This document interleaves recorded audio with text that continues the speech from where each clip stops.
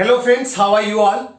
आज के इस प्रेजेंट वीडियो में जो चैप्टर मैं आप लोगों के साथ डिस्कस करने जा रहा हूं, ये चैप्टर है +2 बिजनेस स्टडीज का chapter number 1, nature and significance of management. वैसे तो बहुत कुछ है इस चैप्टर में डिस्कस करने वाला, लेकिन मेरा ये प्रेजेंट वीडियो मैनेजमेंट के मीनिंग, मैनेजमेंट का features, objective, importance and functions of different level of management के ऊपर बेस्ड होगा। सो एक एक कर बहुत ही डिटेल में हम इन कॉन्सेप्ट्स को समझेंगे।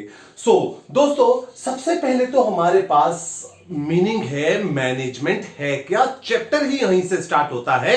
What is management? यूं तो दोस्तों मैनेजमेंट आप सभी लोग अपने अपने घर पर भी देखते हो और खुद भी करते हो। आपके फादर फाइनेंशियल मैनेजमेंट करते हैं। फाइनेंशियल मैनेजमेंट करते हुए वो ये डिसाइड करते हैं कि कितना पैसा खर्च करना है, कितना सेव करना है, कौन सी जरूरतें इस मंथ पूरी करनी है, कौन सी पोस्टपोन करनी है। इस तरीके से वो फाइनेंशियल मैनेजमेंट करते हैं।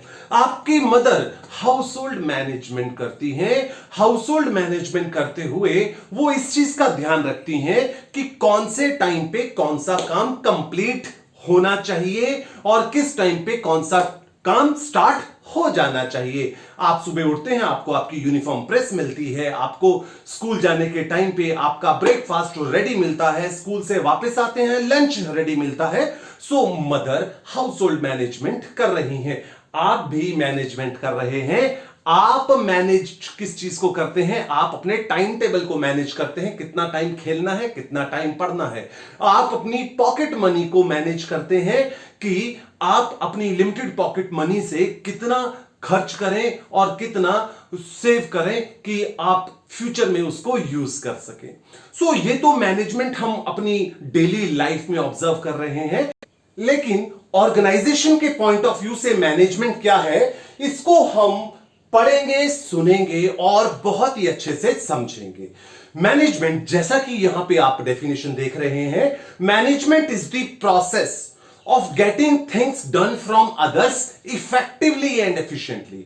इस डेफिनेशन का मतलब क्या है कि मैनेजमेंट एक प्रोसेस को बोला जाता है जिसमें मैनेजर जो भी ऑर्गेनाइजेशन का काम है दूसरों से करवाता है इफेक्टिवली एंड एफिशिएंटली। ये जो डेफिनेशन का मीनिंग है, ये क्या मैसेज कन्वे करना चाहता है, आइए इसको एक बार समझते हैं। जैसा कि आप ये डेफिनेशन देख रहे हैं, इसमें 3 इंपॉर्टेंट कॉन्सेप्ट्स को हाईलाइट किया गया है। ये 3 इंपॉर्टेंट कॉन्सेप्ट समझने वाले हैं। सबसे पहले तो हमारे पास है प्रोसेस। डेफिनेशन में बोला गया था प्रोसेस। प्रोसेस एक सीक्वेंस कोर्स ऑफ एक्शन होता है जिसमें जो एक्टिविटी है स्टेप बाय स्टेप परफॉर्म की जाती हैं। मैनेजमेंट एक ऐसे प्रोसेस को बोला जाता है जिसमें planning, organising, staffing, directing and controlling functions perform किए जाएं। ये 5 फंक्शन सीक्वेंस में स्टेप बाय स्टेप परफॉर्म किए जाएंगे। अगर आप अपनी बुक खोलकर देखें तो ये सारे के सारे 5 फंक्शन स्टेप बाय स्टेप दिए गए हैं। आपका chapter number 4 planning, then chapter number 5 organizing, then chapter number 6 staffing, then chapter number 7 directing, then chapter number 8 हमारा कंट्रोलिंग। तो ये पांचों के पांचों function step by step perform किए जाते हैं, जिसका जिक्र हम अपने आने वाले वीडियोस में भी करेंगे। देन दोस्तों, इसके बाद जो सेकंड इंपॉर्टेंट एलिमेंट हाईलाइट हुआ है, ये है इफेक्टिवनेस। यहां पे लिखा इफेक्टिवली ड्यूटीज परफॉर्म करनी है। इफेक्टिवनेस का मतलब है काम टाइम के अंदर होना चाहिए। देन थर्ड इंपॉर्टेंट एलिमेंट जो हाईलाइट हुआ है, एफिशिएंसी। यहां पे लिखा काम इफेक्टिवली होना चाहिए। इसका मतलब जो भी बजट है उस बजट के अंदर सारे काम हो जाने चाहिए, कॉस्ट को ध्यान में रखकर काम होना चाहिए। याद रहे दोस्तों, मैनेजमेंट के लिए दोनों इफेक्टिवनेस और एफिशिएंसी, ये दोनों ही इक्वली इंपॉर्टेंट हैं। सो ये है हमारी मैनेजमेंट की डेफिनेशन। इसमें सारे काम सीक्वेंस कोर्स ऑफ एक्शन के जरिए होंगे, स्टेप बाय स्टेप होंगे, planning, organising, staffing, directing and controlling. Then ये जितने भी काम परफॉर्म करने हैं इफेक्टिवली एंड एफिशिएंटली, टाइम के अंदर और बजट के अंदर ये काम परफॉर्म होने चाहिए। देन दोस्तों, इसके बाद है हमारे पास फीचर्स ऑफ मैनेजमेंट। बहुत ही आसान टॉपिक है ये हमारा, फीचर्स ऑफ मैनेजमेंट, आइए जरा समझते हैं क्या है फीचर्स ऑफ मैनेजमेंट। सबसे पहले ऑल परवेसिव यानी कि यूनिवर्सल। ये मैनेजमेंट ऑल परवेसिव है। इसका कारण क्या है कि मैनेजमेंट की जरूरत हर किसी ऑर्गेनाइजेशन में होती है, चाहे वो ऑटोमोबाइल हो, बैंकिंग हो, इंश्योरेंस हो, किसी भी तरीके की कंपनी हो, मैनेजमेंट की जरूरत हर ऑर्गेनाइजेशन में होगी। न सिर्फ हर ऑर्गेनाइजेशन में, within the same organization हर डिपार्टमेंट में मैनेजमेंट चाहिए, हर लेवल पे चाहिए, टॉप लेवल पे, मिडिल लेवल पे, लोअर लेवल पे, हर लेवल पे मैनेजमेंट की जरूरत होती है। देन दोस्तों, कॉन्टिन्यूस मैनेजमेंट कभी ना खत्म होने वाला प्रोसेस है। जब तक ऑर्गेनाइजेशन रहेगी तब तक मैनेजमेंट भी चलती रहेगी, तब तक प्लानिंग करनी पड़ेगी, ऑर्गेनाइजिंग, स्टाफिंग, डायरेक्टिंग, कंट्रोलिंग, सारे फंक्शंस परफॉर्म करने पड़ेंगे। जब ऑर्गेनाइजेशन बंद हो जाएगी, मैनेजमेंट भी उसी समय खत्म होगी, उससे पहले मैनेजमेंट खत्म नहीं होती। कंपोजिट मैनेजमेंट को कंपोजिट बोला गया क्योंकि मैनेजमेंट के अंदर काफी सारे फंक्शंस होते हैं। मैनेजमेंट एक फंक्शन से नहीं बने, इसके अंदर planning, organising, staffing, directing, controlling, ये सारे फंक्शंस परफॉर्म किए जाते हैं। सिर्फ एक आध फंक्शन परफॉर्म करके मैनेजमेंट कंप्लीट नहीं हो जाती। देन दोस्तों, हमारे पास है गोल ओरिएंटेड। इसका क्या मतलब है? चीजों को मैनेज इसलिए किया जा रहा है ऑर्गेनाइजेशन के अंदर ताकि ऑर्गेनाइजेशन अपने सेट टारगेट्स को अचीव कर सके। ऑर्गेनाइजेशन के सेट टारगेट्स क्या होते हैं? Growth, profit and survival. Organisation इन सभी ऑब्जेक्टिव्स को अचीव कर सके, इसीलिए चीजों को मैनेज किया जाता है। देन दोस्तों, हमारे पास है डायनामिक। मैनेजमेंट को सिचुएशन के हिसाब से चेंज होना पड़ेगा। अगर मैनेजमेंट सिचुएशन के हिसाब से चेंज नहीं होगी तो ऑर्गेनाइजेशन फेल हो जाएगी। इसका एक छोटा सा एग्जांपल मैं आपकी निजी जिंदगी से लेता हूं। फॉर एग्जांपल, जब आप बहुत छोटे थे तो जो आपके पेरेंट्स थे वो ऑटोक्रेटिक स्टाइल ऑफ लीडरशिप लगाते थे। ऑटोक्रेटिक स्टाइल ऑफ लीडरशिप का मतलब आप क्या पहनेंगे, आप क्या खाएंगे, उसके ऊपर आपके पेरेंट्स का कंट्रोल था। आप नहीं डिसाइड करते थे।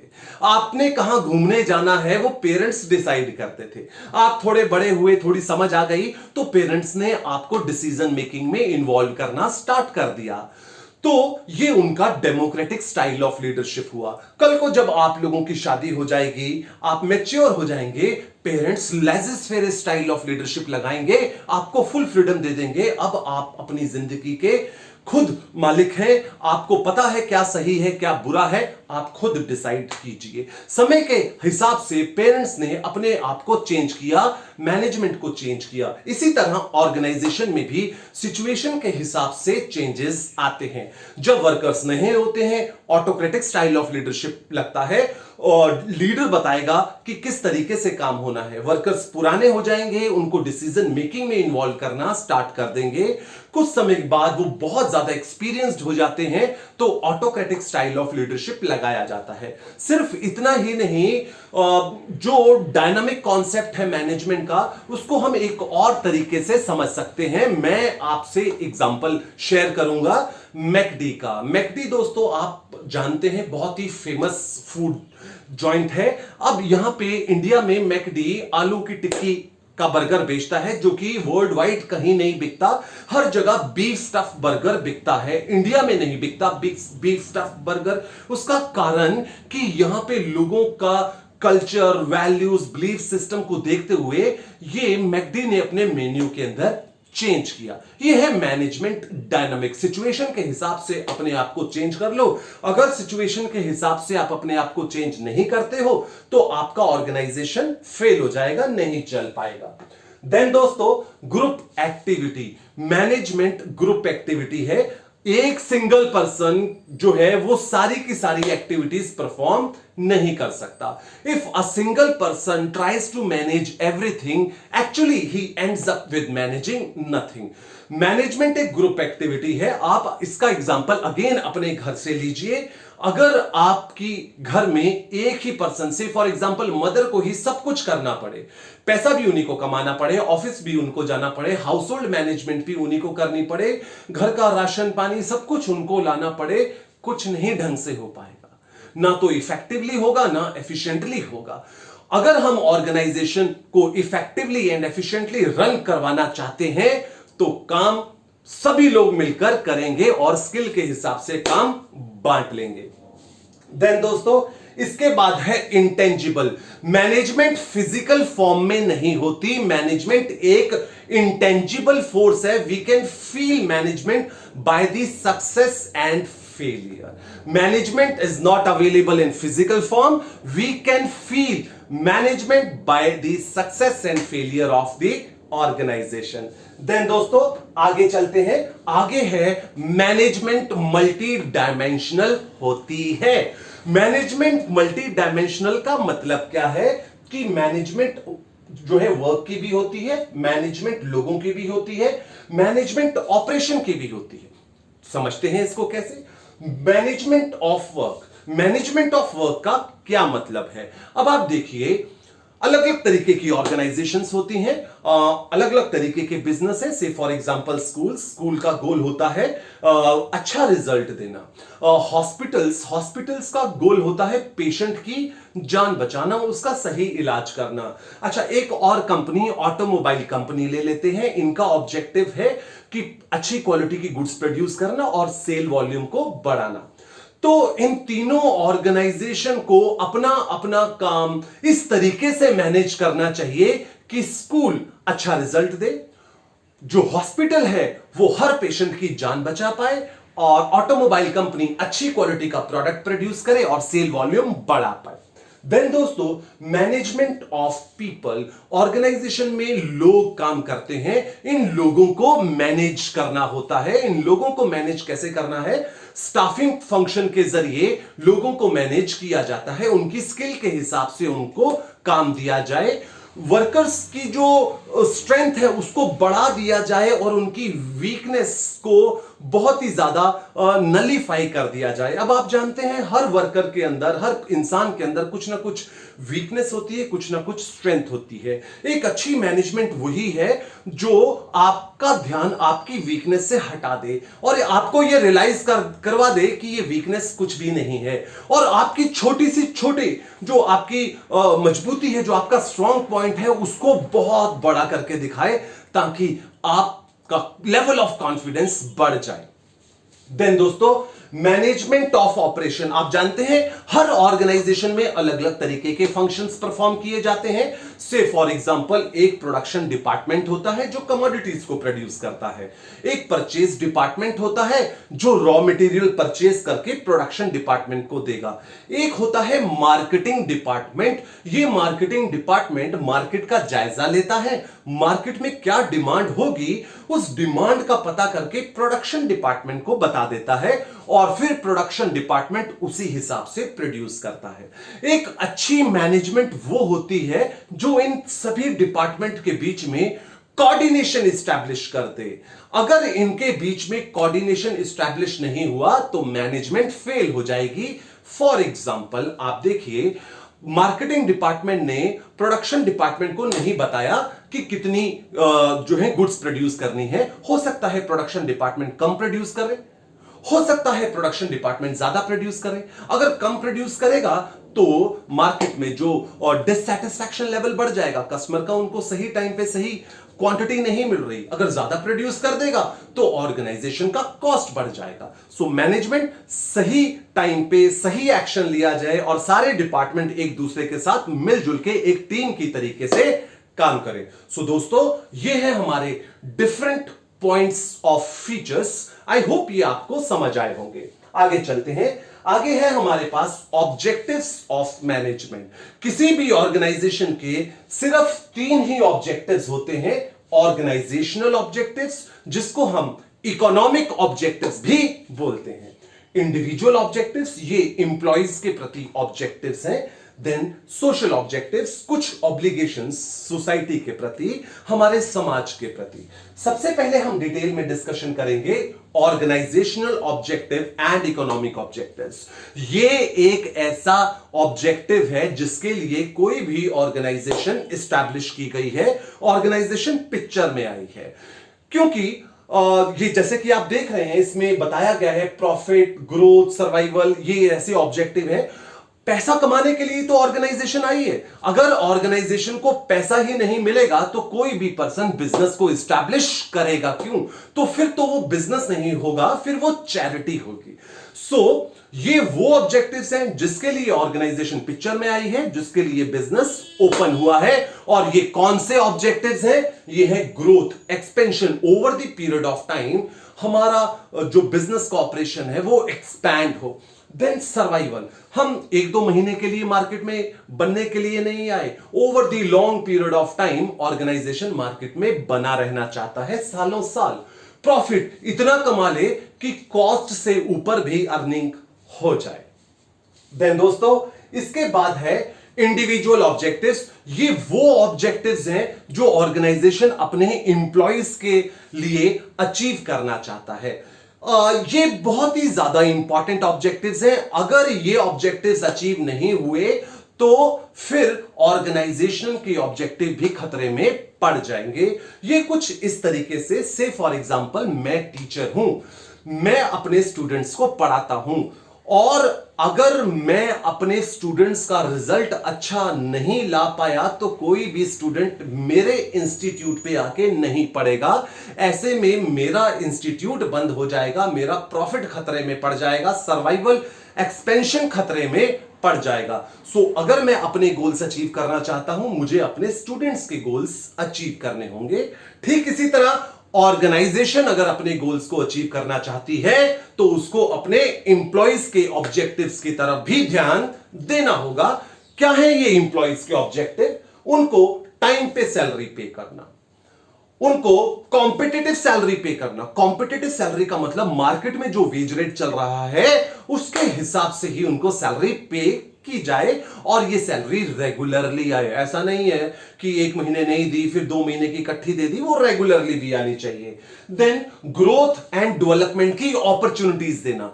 मैं जिस ऑर्गेनाइजेशन में एक वर्कर होने के नाते मैंने एक ऑर्गेनाइजेशन ज्वाइन किया, तो ऐसा नहीं है कि मैं अपनी जिंदगी भर उसी डेजिग्नेशन के ऊपर अपनी पूरा टेन्योर उस ऑर्गेनाइजेशन को दे दूंगा। मैं डेजिग्नेशन वाइज भी ग्रोथ चाहता हूं, मैं अपनी नॉलेज के अंदर डेवलपमेंट चाहता हूं, तो ये अपॉर्चुनिटीज ऑर्गेनाइजेशन को प्रोवाइड करनी है। Then job security. जॉब छूटने की तलवार हमेशा मेरे जो है सिर के ऊपर ना लटक रही हो। ऑर्गेनाइजेशन को ये एश्योरेंस देना है अपने वर्कर्स को कि उनकी जॉब इस ऑर्गेनाइजेशन के अंदर सिक्योर है, तभी मैं मोटिवेट होऊंगा और मैं अपना बेस्ट दे पाऊंगा। देन दोस्तों, to provide safe working environment. Organisation में जो एनवायरनमेंट है मेरे लिए सेफ होना चाहिए, मेरी लाइफ के लिए और मेरी हेल्थ के लिए। ऐसा एटमॉस्फेयर प्रोवाइड करना ऑर्गेनाइजेशन की जिम्मेदारी होती है। देन दोस्तों, इसके बाद है हमारे पास सोशल ऑब्जेक्टिव। आप जानते हैं हर ऑर्गेनाइजेशन, ये जो है सोसाइटी, इसके डोमेन में एग्जिस्ट करती है, तो सोसाइटी के प्रति इसकी कुछ जिम्मेदारियां होती हैं जिसको फुलफिल करना ऑर्गेनाइजेशन का ऑब्जेक्टिव है। क्या है?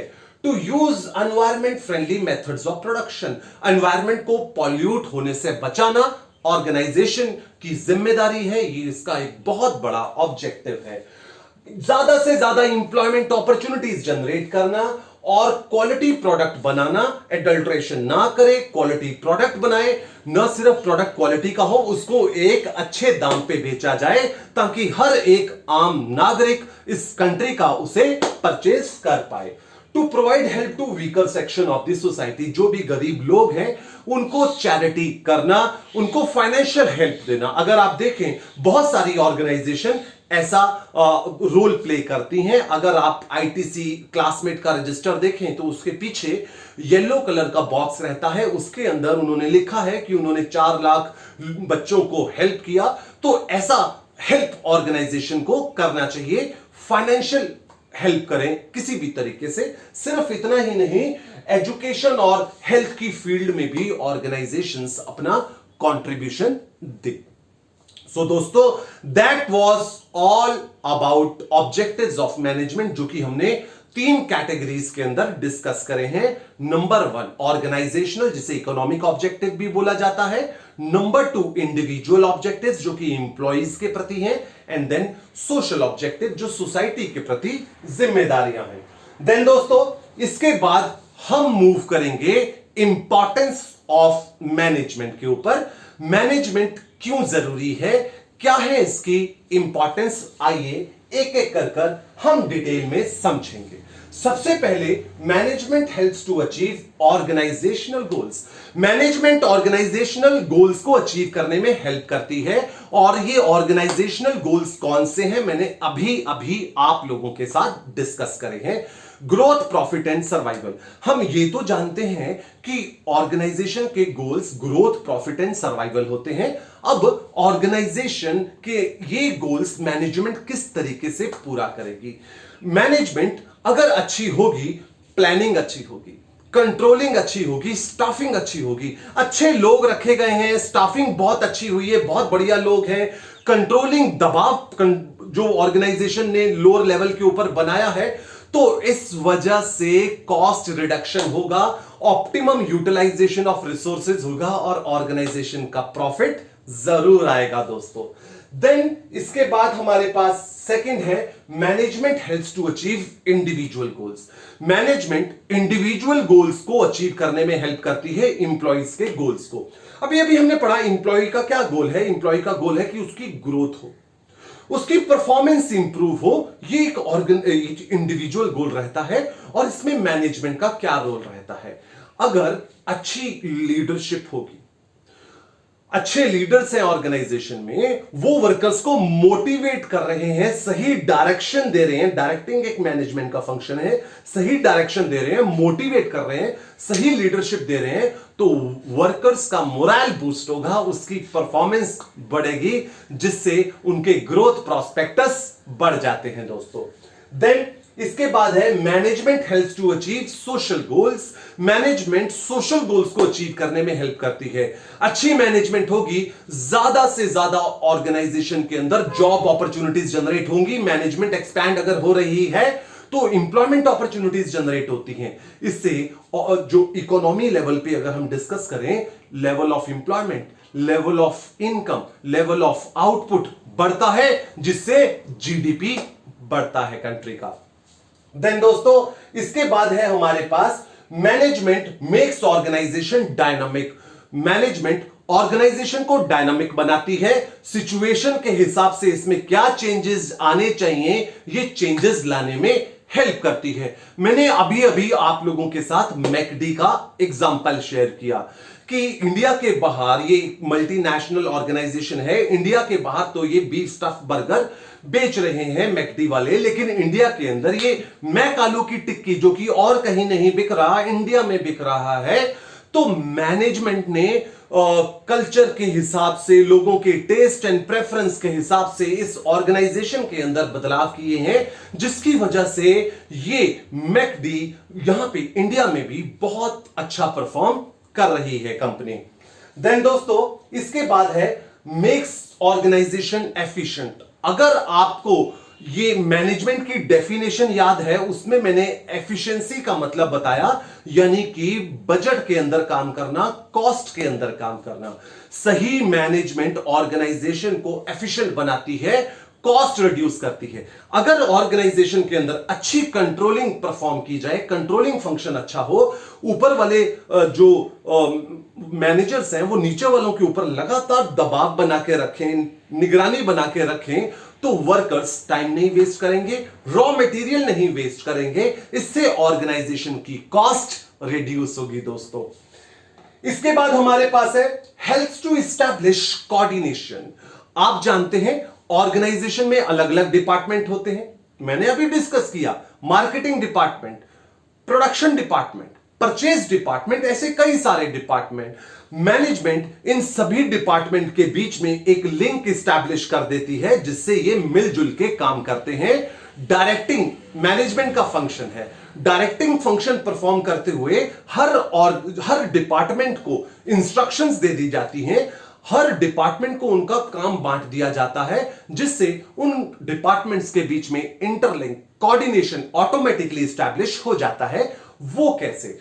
डायरेक्टिंग फंक्शन परफॉर्म करते हुए मैनेजमेंट ने परचेज डिपार्टमेंट को बोला कि आपने रॉ मटेरियल परचेज करके प्रोडक्शन डिपार्टमेंट को देना है। प्रोडक्शन डिपार्टमेंट को बोला आपने उतना ही प्रोड्यूस करना है जितना मार्केटिंग डिपार्टमेंट आपको बताएगा।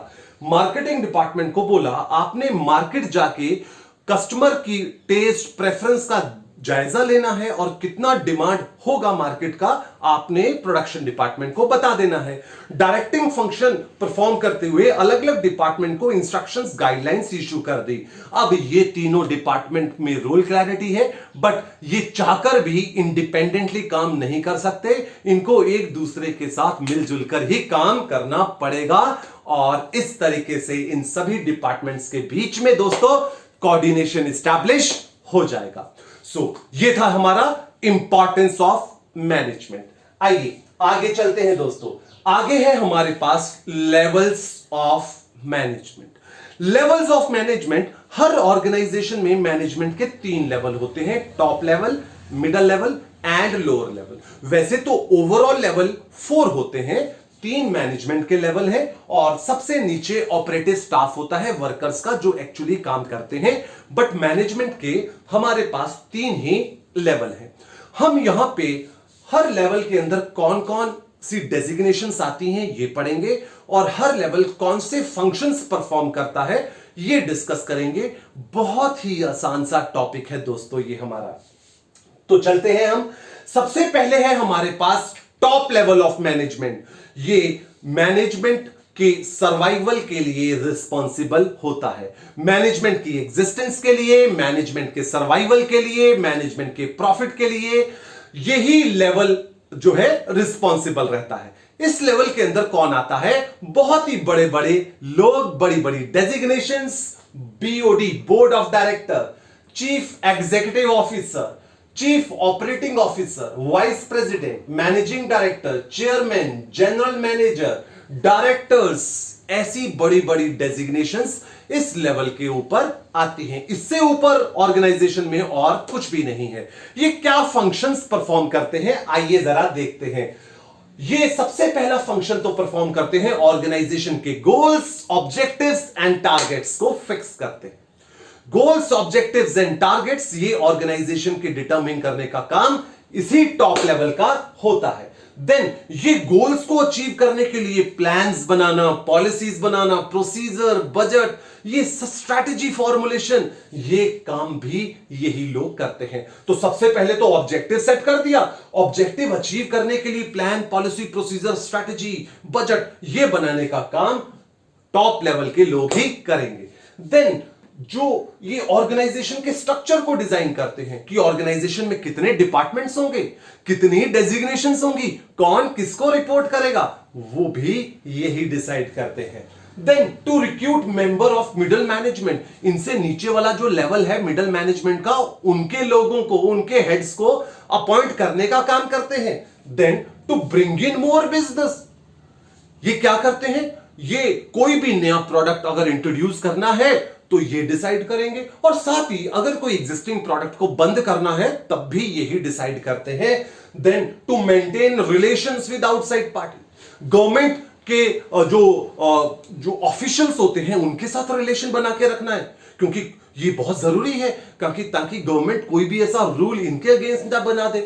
देन कॉम्पिटिटर्स के साथ भी अच्छे रिलेशंस बना के रखने हैं, क्योंकि हर ऑर्गेनाइजेशंस जो है एक एसोसिएशन इन्होंने अपनी बनाई होती है कि कल को अगर गवर्नमेंट ऐसा कोई रूल लेके आती है तो ये सभी मिलजुल के उस रूल के अगेंस्ट जा सके। तो आउटसाइड पार्टीज जितनी भी हैं उनके साथ अच्छे रिलेशंस बनाना भी इन्हीं की जिम्मेदारी होती है। दोस्तों आगे चलते हैं। आगे है हमारे पास मिडिल लेवल मैनेजमेंट का, ये लिंक का काम करता है। टॉप लेवल और बॉटम, लोअर लेवल की जो मैनेजमेंट है इनके बीच में लिंक का काम करता है। ये टॉप लेवल की बातों को नीचे पहुंचाना और लोअर लेवल की बातों को ऊपर पहुंचाने में जो है इंपॉर्टेंट रोल प्ले करता है। अब इस लेवल के अंदर कौन आता है? सभी डिपार्टमेंट के हेड्स। देखते हैं जरा। इस लेवल के अंदर आते हैं operation manager, sales manager, plant superintendent, divisional managers, ये डिपार्टमेंट के और डिवीजन के हेड इस लेवल के अंदर आते हैं। ये क्या फंक्शंस परफॉर्म करते हैं? ये टॉप मैनेजमेंट ने जो प्लान्स बनाए, जो ऑब्जेक्टिव्स बनाए, जो इंस्ट्रक्शंस उन्होंने इशू करी, उनको लोअर लेवल तक पहुंचाते हैं। और फिर क्या करते हैं, लोअर मैनेजमेंट को जो भी प्रॉब्लम आ रही है, जो भी उनका फीडबैक है, वो लोअर मैनेजमेंट से टॉप मैनेजमेंट तक पहुंचाने में इंपॉर्टेंट रोल प्ले करते हैं।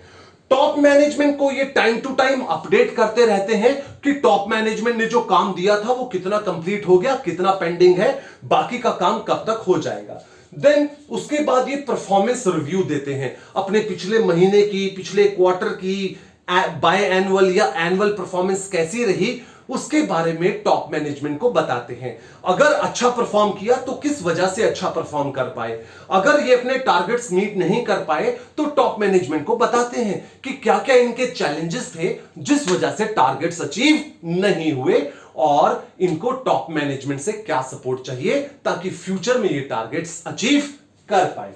देन ये जो लोअर मैनेजमेंट है, इनसे नीचे वाला लेवल, उनके लोगों को अपॉइंट करने में इंपॉर्टेंट रोल प्ले करते हैं। अच्छा, टॉप वालों ने तो मिडल को अपॉइंट किया, अब मिडल वाले लोअर वालों को अपॉइंट कर रहे हैं। देन दोस्तों ये क्या करते हैं, ये परफॉर्मेंस अप्रेजल कंडक्ट करते हैं अपने अपने डिपार्टमेंट का, क्योंकि ये डिपार्टमेंट के हेड हैं। इनके डिपार्टमेंट में जितने भी मेंबर्स हैं, ये अपने मेंबर्स का परफॉर्मेंस अप्रेजल करते हैं। ध्यान से सुनिएगा, परफॉर्मेंस अप्रेजल क्या है, क्योंकि ये कॉन्सेप्ट बहुत बार रिपीट होगा। परफॉर्मेंस अप्रेजल का मतलब है आपकी एक्चुअल परफॉर्मेंस को आपके टारगेट परफॉर्मेंस के साथ कंपेयर करना। मैं रिपीट कर रहा हूं, आपका टारगेट था 90% स्कोर करना और आपने स्कोर किया 60%, यानी कि आपकी एक्चुअल परफॉर्मेंस आपकी टारगेट परफॉर्मेंस से कम है।